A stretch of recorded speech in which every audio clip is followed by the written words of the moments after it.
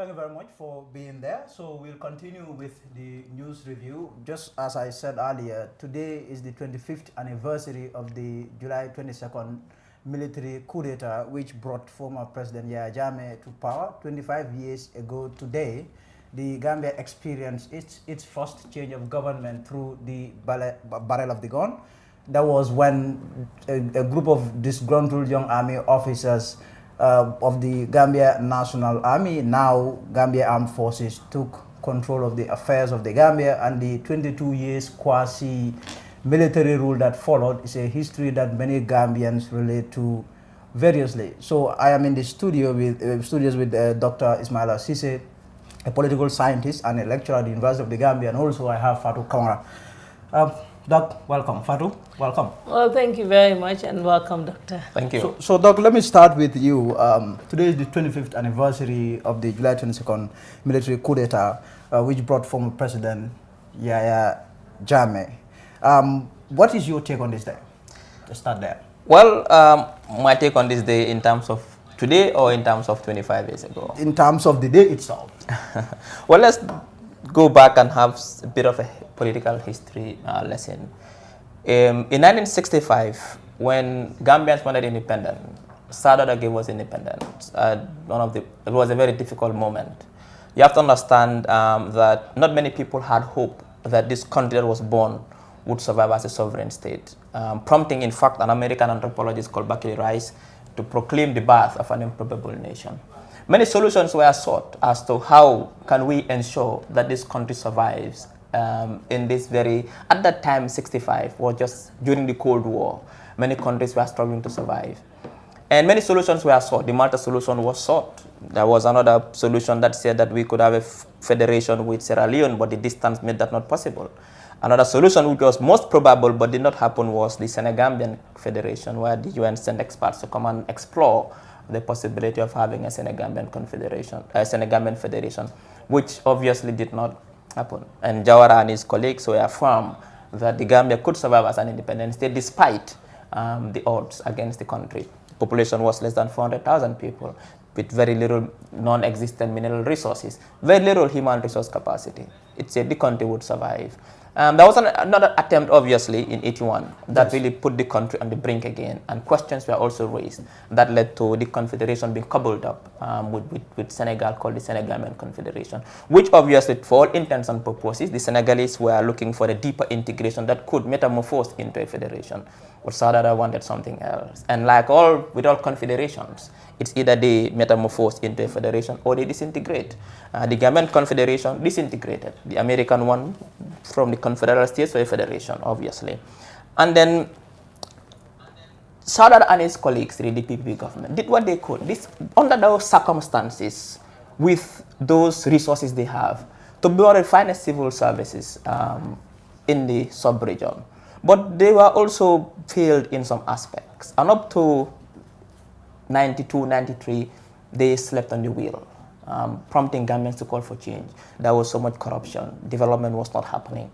And then people wanted a new government to put Gambia on the path of unprecedented development. And then in 94, the young military officers came.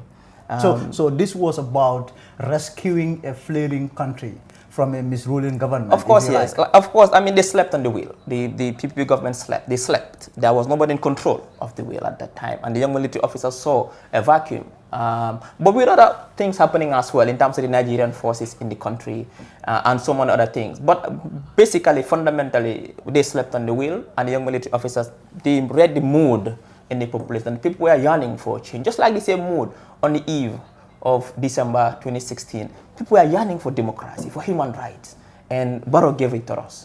Just like in independence, the mood was independence, Jawara gave it to us. In 94, the mood was change, Yajame came and gave it to us. So it was, in essence, it was about taking advantage of the mood at the time? Of course, yes. People read the mood. I mean, the mood was, the temperature was ripe. The political temperature, the environment was ripe for change in 94. It was ripe for change for democracy and human rights in 2016. It was ripe, the same thing in 65. So this thing, it's the trajectory of a nation. That is how it is defined. And this is how it also evolves. So obviously in 94... was it about changing the government by any means at the time, including a coup d'etat? Well, nobody wanted any situation whereby we will have to usurp power through unconstitutional means. But sometimes in every country, extraordinary situations lead to extraordinary solutions. And that was it. That was what happened at that time. And everybody knew that we had what they call a dominant party system in the Gambia. The PP had ruled the Gambia for 30 years, and there was no end in sight. The only party that really was kind of a threat to them, other parties came, NCP came, it did not match the power of the PPP. Doi came in 1986. Had Doi been given the chance to continue that project that they had started, they would have given the PPP a very difficult time. You have to also understand that Doi had truly inspired these young military officers. The way they were thinking, the jargon they were using, the ideological orientation was mostly inspired by Doi.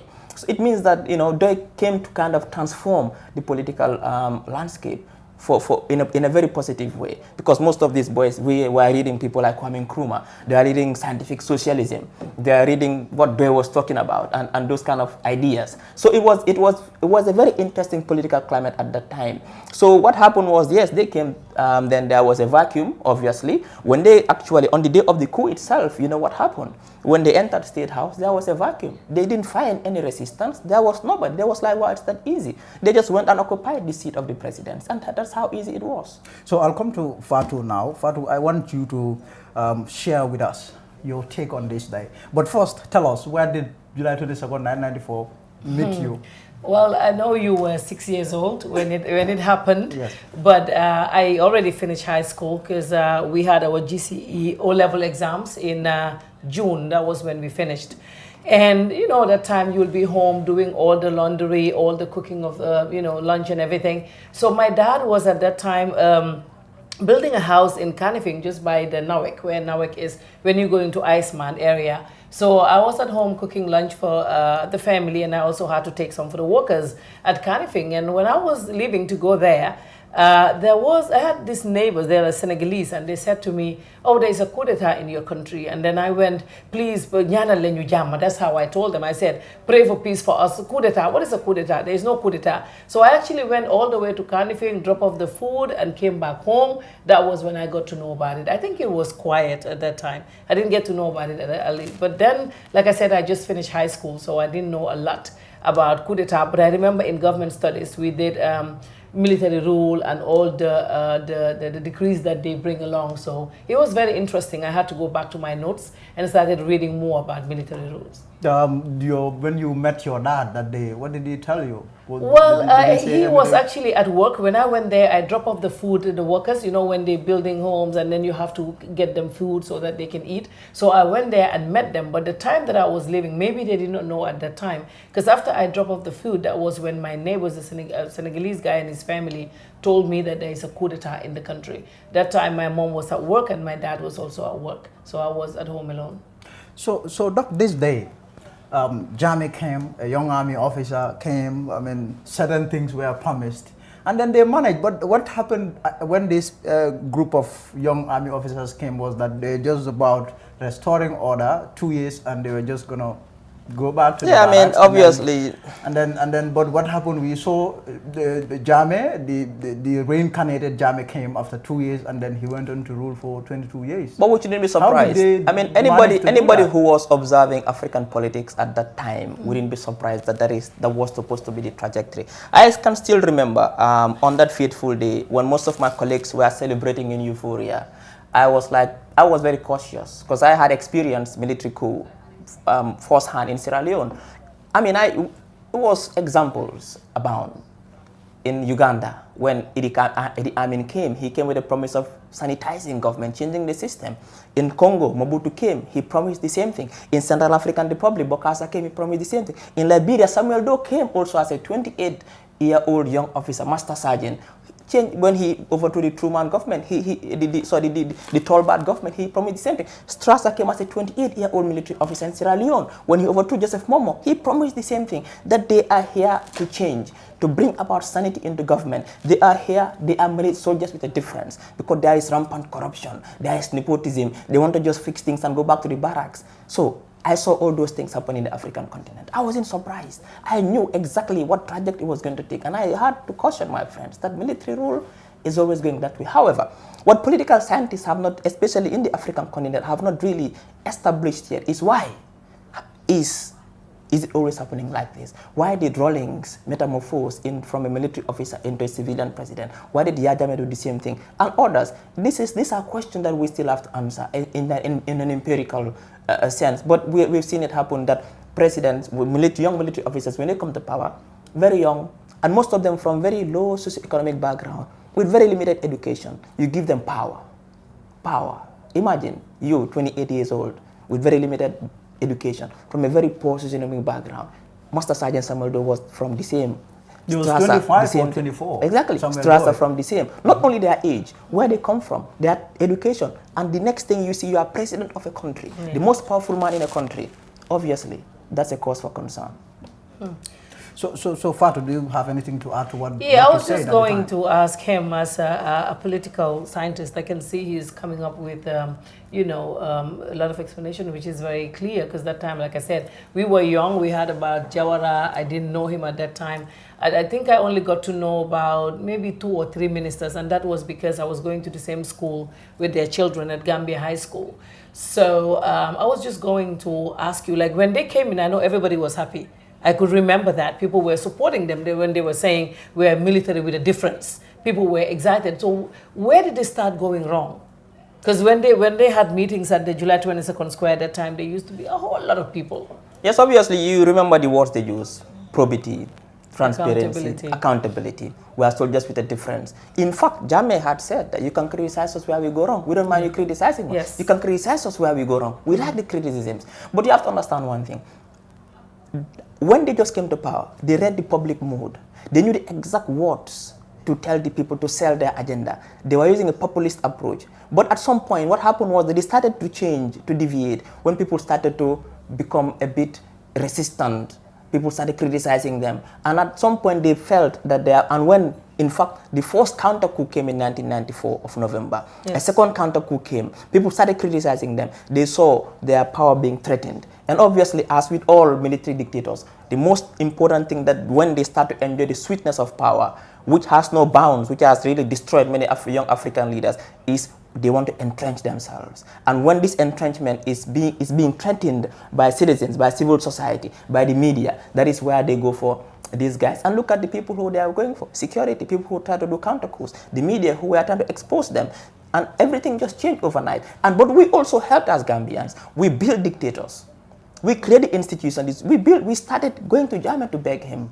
And this is the same thing we are seeing in other countries. But you see, Doctor, I don't mean to cut you short there, but let me just come to that, because I hear a lot of people say that in Gambia, that we're the ones who build dictators. But don't you think the onus is on the government to build institutions that would avoid, these dictators from coming up? Yeah, but I mean, how is it the people? Like, if there are strong institutions, there is no way we will have dictators. But I understand that, but institutions are built by, they don't fall from the sky, they are not from a vacuum. They are built by people. Institutions are not supposed to be only governance institutions. Yes. Even our local governance institutions, our traditional institutions, how can we have chiefs and alcalos and imams marching to state out to beg Jammeh to stay in power? Those are institutions that are supposed to uphold our values. Democratic values are not just Western democratic values. We have our own local systems of governance. We have our own value systems that we must have to preserve. But we break those value systems. All of us became hypocrites. We went to march into state house, our imams, our alcalos, our chiefs, who should know better, our elders, to beg Jammeh. The man they knew had usurped power unconstitutionally. What were they begging him for? Just to stay.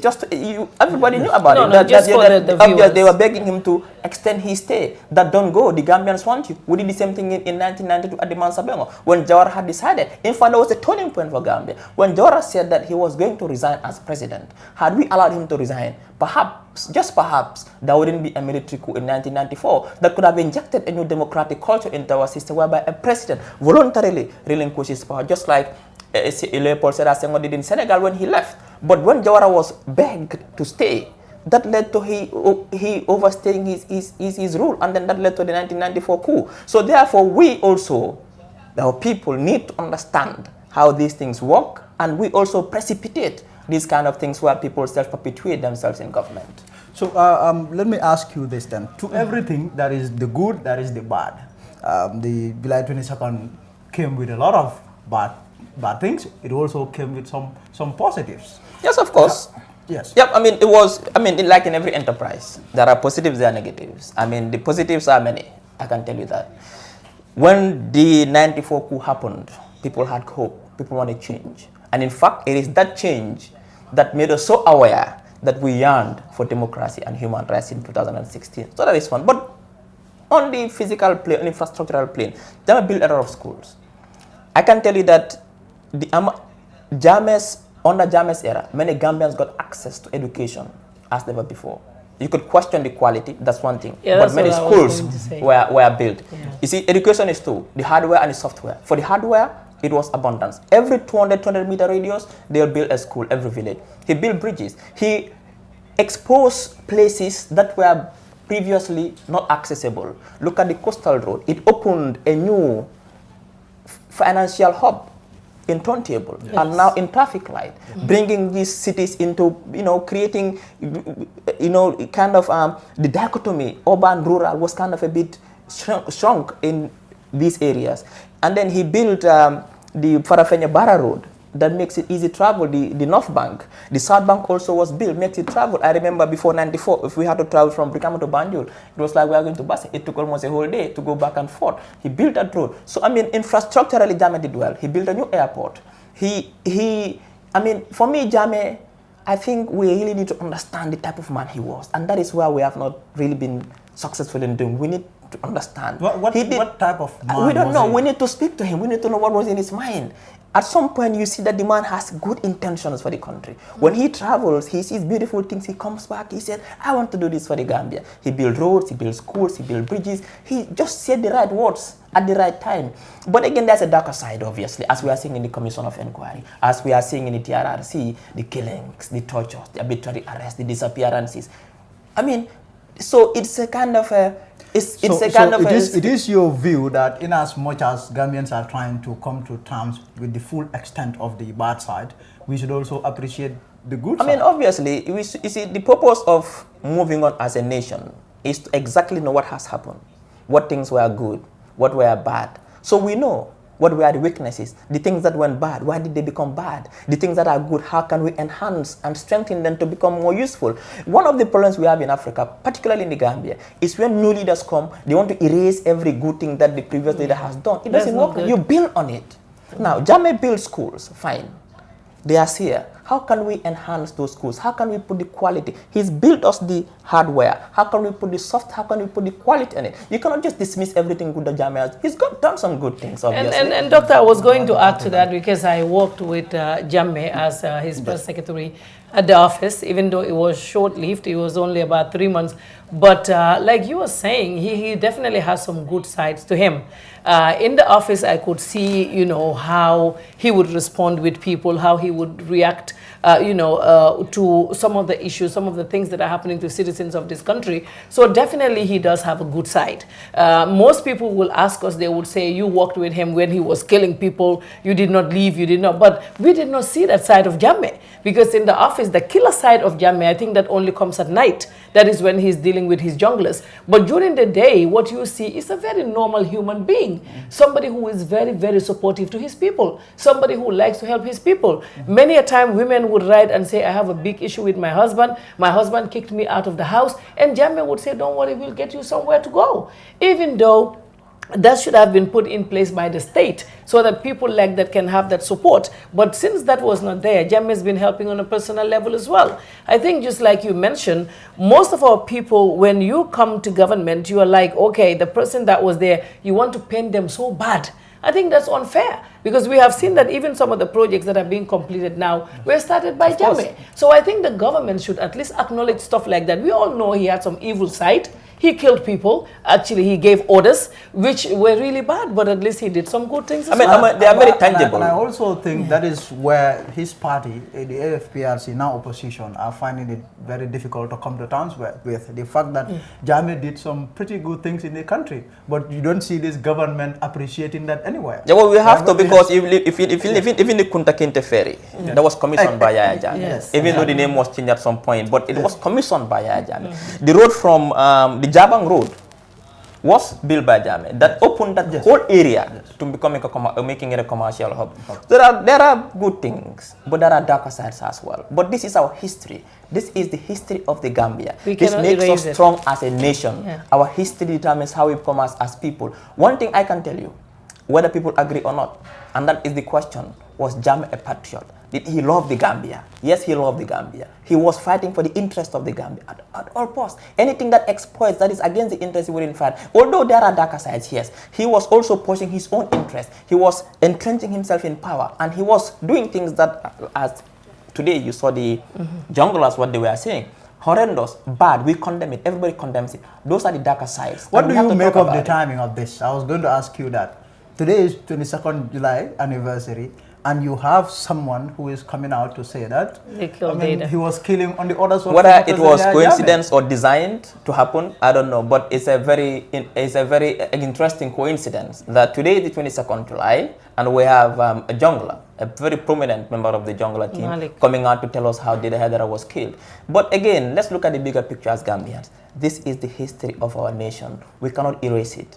We cannot turn back the hands of time. We cannot brush it on the side. Things. Let this make us stronger as a nation. To build, America had to go through a very difficult civil war to be able to be where they are today. The British fought, monarch and parliament fought a very bitter civil war to make Britain what it is today. The Germans had to fight a First World War and a Second, which they lost mercilessly. Today it makes it a very strong nation. Let us use our history to make us stronger as a nation. Let us look forward. What can we learn from the past? The bad things, the good things. And how Doctor, can we... I mean, giving credit where credit is due, that would not do anything. Because for me, if I know somebody who does not give credit or who does not appreciate stuff and want to brush everything on the side just to make himself look good, I'll be scared of that kind of person. So I think what is right is for us, like you said, we should not run away from our past. This is where we came as a nation, as a country. Yes, Jammeh has his issues, but also he did some good things. And I don't think there's anything wrong with the government coming out to say, you know, some of these projects that we were doing. I see that in Senegal a lot. Sometimes when the president comes out, you would never hear Macky Sall say, this is my project. Macky Sall will say the government of Senegal, because it's a continuation from Abdoulaye Wade to himself. But it's only in Gambia. Recently, I saw on the paper that President Barrow donated how many bags of rice. I mean, how can he donate it? Where did he get that money from? So I think that's also some issues that we have in Gambia. Instead of making it about the country and the government, it's about us. You know, and that happened with Jammeh as well. Go to Abuja. Yeah. There are the streets are named after some former presidents. They have Abacha Road. What did Abacha do in Nigeria? What didn't he do? He killed Ken Sarawiwa and the Ogoni people, executed them, broad daylight, extrajudicial killings. He did all sorts of bad things in Nigeria. They have Babangida Road. All the military dictators who did bad things, Gowon, Ojukwu, they gave them roads. But it's our history. Our kids in 50, 100 years time needs to know that what happened, good or bad, it makes us stronger. As individuals, we go through turbulent times in our lives, we go through good times, but it makes us stronger. And as a nation, our collective memory makes us stronger as a nation going forward. So we'll open the lines. But before you go there, I just want to add something. Somebody, I just see in the comment section, somebody saying Jammeh came with very good intentions and then he messed up. You know, that can also come back to us as a people. Because if you look at the situation right now that we have, when President Barrow came out, the first thing he said was Dabo was his dad, his political godfather, and he started calling him my dad. And then what happened afterwards? I think then there was an issue where people were telling him, Itafong was sitting down where you are sitting, this is what this guy wants to be. And the next minute what happened? He was removed. You know, Dabo was removed and all his people. So you can see that that trend is still here. He did not kill them. Maybe he won't be able to kill, but he removed them. I once asked Mani a question in one of our debates. I said, where did things fall apart? In 94, 1996, everything was good. People were expecting, but things fall apart at some point. Just like our famous Nigerian author said, things fall apart. Yeah. And the center could not hold. So why did really things fall? And I think that is left all the researchers to really embark on this very in-depth study of Yahya Jammeh's mind and his government at that time, and to understand the sequence of things and why the things started to fall apart and what led to the falling apart of things. I think that will be very interesting. You think that's possible? Of course it is possible. But I think that's what because the TRRC we say is looking at. the TRRC is helping us do because that. they do ask them all the time about institutional failures, and this way they would know, so that we would not make the same mistakes in the future. So the Skype would be open. We will open the lines if you want to take part in the discussion. We are talking about the July 22nd military coup. Today is the 25th anniversary. I am with Dr. Ismaila Ceesay, political scientist, lecturer at the University of the Gambia. I also have Fatu Camara in the studio. So I'll ask Fatu, I'll ask you, at some point Jammeh came, a few years later you started working as a journalist. How was life like for journalists? It was, I think, when we started working, because in 1994, my parents actually wanted me to be a nurse. They wanted me to work at the hospital. I think my dad wanted that because my namesake, my Toma, was a nurse.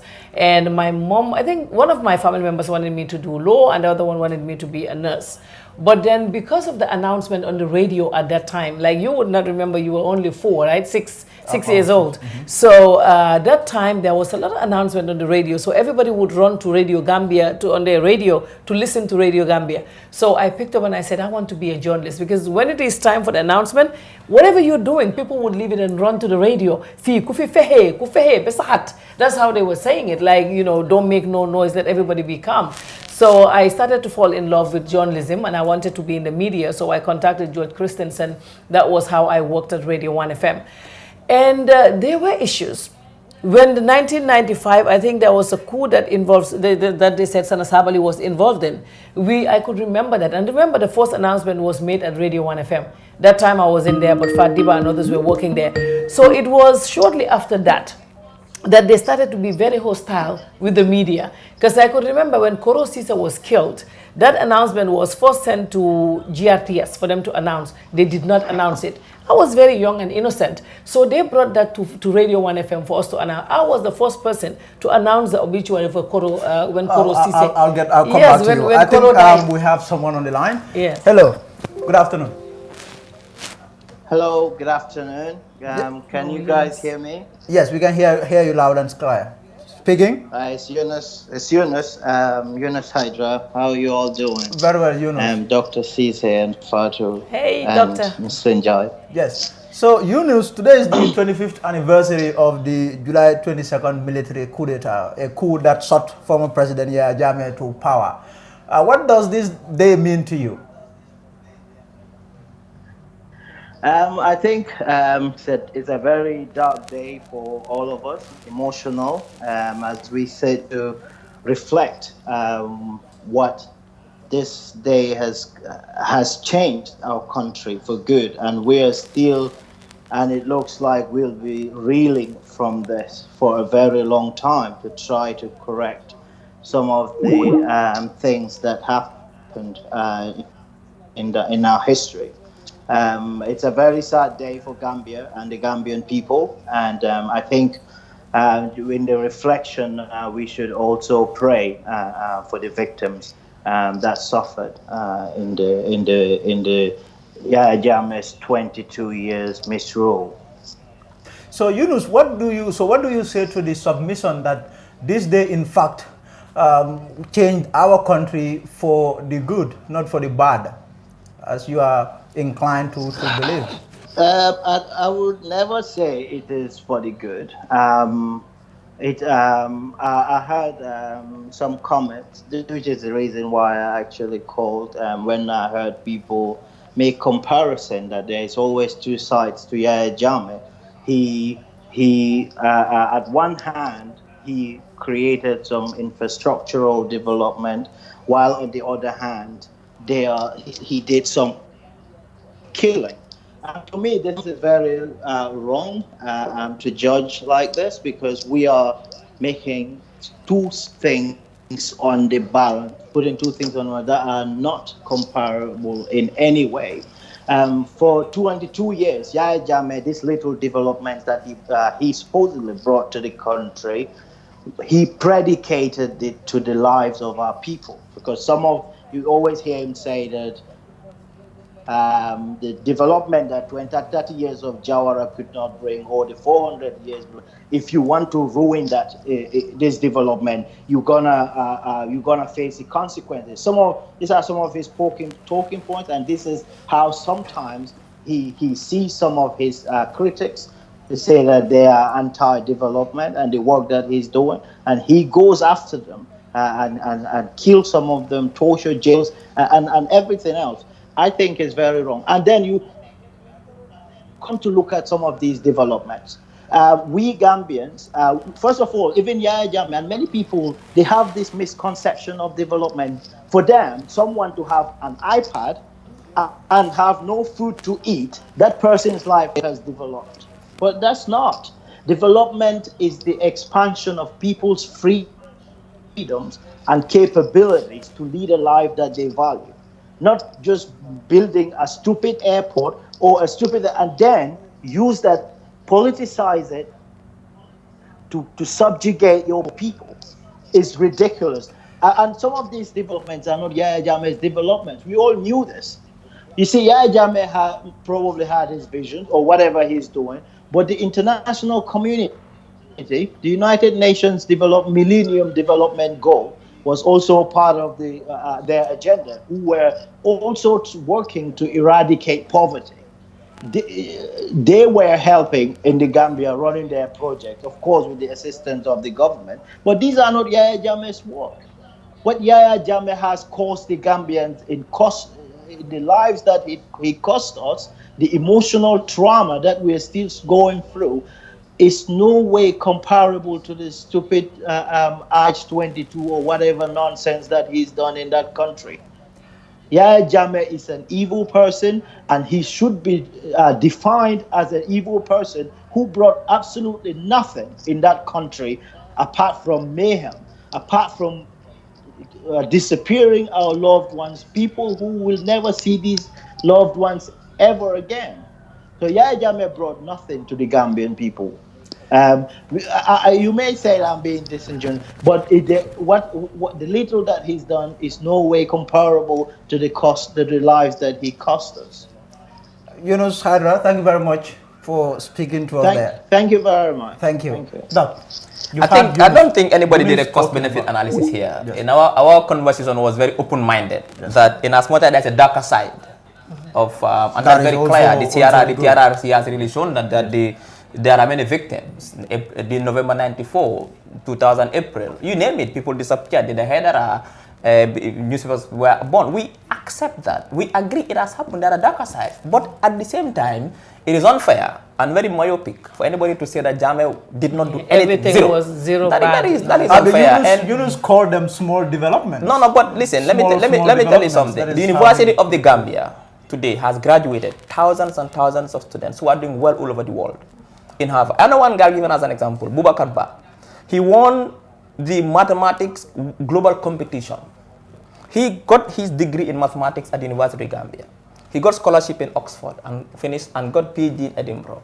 Now he is working all over the world. Had that guy not been to UTG, you think that guy would have been anywhere in the world? No. So the UTG is a big development, yeah, it's a big feat. Listen, when Jammeh proposed the UTG, many people, including experts, say, forget it, it's not possible.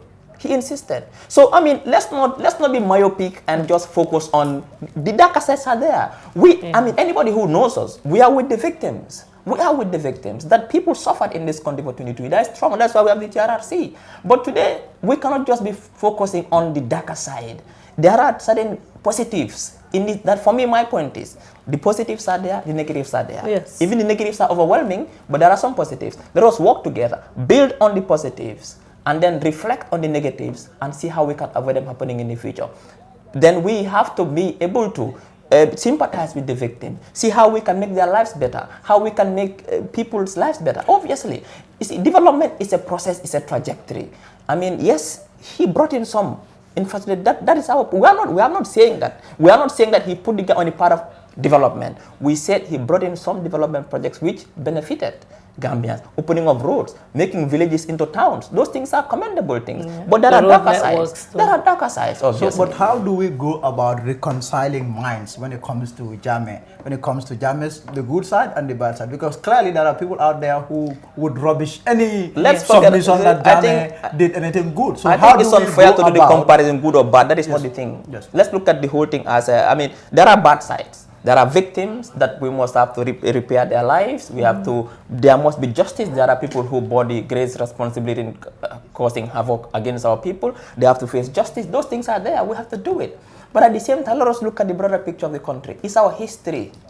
It's our history. I mean, I don't want to give examples of other countries. People might say it's not comparable. But today is a day that we are here to talk about the 22 years of Yahya Jammeh. It would be very unfair for anybody to just talk about the negatives and not talk about one single positive. I think that would be really unfair. It will also be equally unfair for anybody to talk about all the positives and not talk about the victims who suffered under Jammeh. It is only fair for people to have a broad mind to understand that this was a history in our, it was an era of our history that we had gone through. What were the good things, what were the bad things? Just like in everybody's life. You reflect on your life and look at the good and the bad, the mistakes you made, the things you could have done better, the things that you did well. It's very normal, but I think for me, to be honest, it's myopic, it's unfair for anybody to just focus that it was all bad and no good. I think that's bad. During the Jammeh days, how was people level of political awareness like? I mean, let me tell you something. The funny thing with the Gambia is that the government has, since the early 2000s, government had been behind the people. The government is on analog mode, the people are on digital mode. And that's still what it is. That is why sometimes the government is too slow to respond to what the people want. We find them not responsive, not transparent. You don't blame the government sometimes. Sometimes you think they're still on analog mode. You can access government online. Whilst every Gambian is online, even the small kid is online, all over the corners of the Gambia. So government is on analog mode. People are on digital mode. We are always ahead. Since the information revolution penetrated the Gambia, people were online, people become politically conscious. People knew what was happening in Russia, in Turkey, in America, in England, in Nigeria. People followed news. People had news on their fingertips. When government wanted to shut that down, they could not. That is why when Jammeh tried to shut the internet down, he could not. People used VPN to bypass it. So what was happening was that the people were much more educated and much more on a faster pace than the government. And that is still what is happening today. And until the government goes digital, the people will always be ahead of government. And this is fast, and the space is increasing because people are getting access to more digital tools and the government is still on analog mode, and this is a problem for this country. So, okay, I think someone is on the line. Hello. Good afternoon.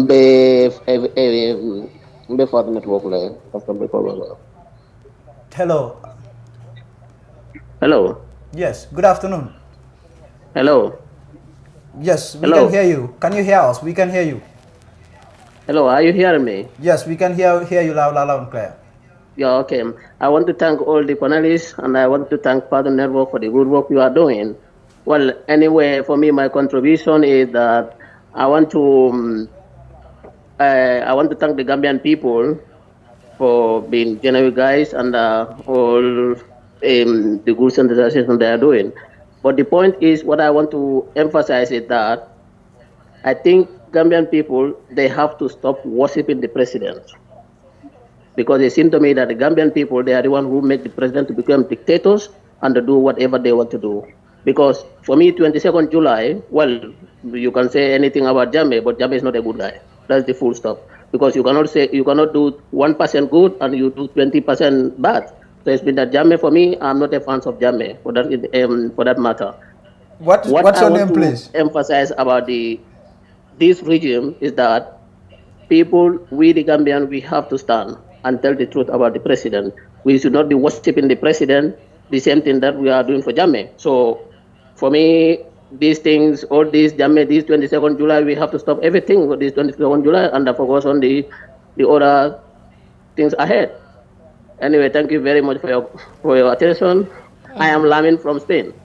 You're calling from Spain. Thank you very much, Lamin. Thank you, Lamin from Spain. Fatu, yes, I was just going to say, when the media started getting into trouble. I think when that Ceesay announcement came, when he was killed, I think that time GRTS already know what was at risk, because when the announcement was taken to them, they couldn't make the announcement. But that time I was also young and I did not know who Ceesay was, because imagine I just finished high school and I was working at the radio, and then he served. I didn't know, because maybe that time we didn't have all these announcements about new ministers. So I announced that, and immediately the announcement, all the phones at the studio were ringing. So I didn't know. I'm like, what did I just do? Because all the phones were ringing. They were like, then we had about 4 phones at Radio 1 FM, 3 or 4. So they were like, who did you say was killed? Ceesay? And I had no idea who he is. So these are members of the public who were calling? Yes, people were calling. And then George Christensen came in. Immediately, he left his house and came in. And then I could remember playing another song called Zombie. I think it's Fela Kuti. I played Zombie and we had a call, and then somebody said he's a military and that we should not play that kind of song again. So we went to Citizen FM and we did some vox pops, and we had a call again from the military to say stop. I think in 1995 was when the press started going through stuff with the military. Things. I'm not sure about 94 itself. It has been said that he hated journalists with passion. Was this the case? I think so. Like I said, when that song was played, I don't know what Zombie is, but I was just, George would say sometimes play Nigerian music, South African. So I just played this song, Fela Kuti, and he says, Zombie, go left, go right. And then they called, they're like, don't play it again. I don't know what was the message in that song, but I think it was something that they did not like. So it was from that time that, you know, they started to be very hostile to the media, and to the point that what happened to Data Haidara, that we had today in the TRRC, which is very sad. And I just want to say that, once again, sorry to the family of Data Haidara. And when that was happening, I met with Data, actually at a restaurant on Keraba Avenue. I was buying dinner for the kids, and he paid for the dinner. I was traveling the following day, and he was at the restaurant, and then he said, don't worry, I'll pay your kids dinner. He paid for it, and then I traveled. I went to the US. When I came back that early morning, I got information that he was killed. So, Doc, let's talk about power in itself. There are arguments out there that power in itself is self-sustaining. Jammeh tried; he did very well for 22 years. He managed to rule this country. What do you make of that? The fact that Jammeh was able to stay on, you know, for 22 years. Yes, let's look at it from a broader context again. The lust for power has led many young leaders astray. This lust is intoxicating. Once you start taking a bit, and then you get drunk, you want more. You get tipsy, you want more until you get drunk. When you get drunk, you lose all control. That is what has happened to many young African leaders that I have named before. The Strassers, the Bokasas, the Mobutus, the those, this guy, the Amins. That's what happened to all of them. They came to power. You see, there's something that is sweet with power. Power is very, it's very electrifying. I don't know if I'm making any sense. But that is, okay, before I ask you this, let me take, I think someone is on the line. Hello, good afternoon.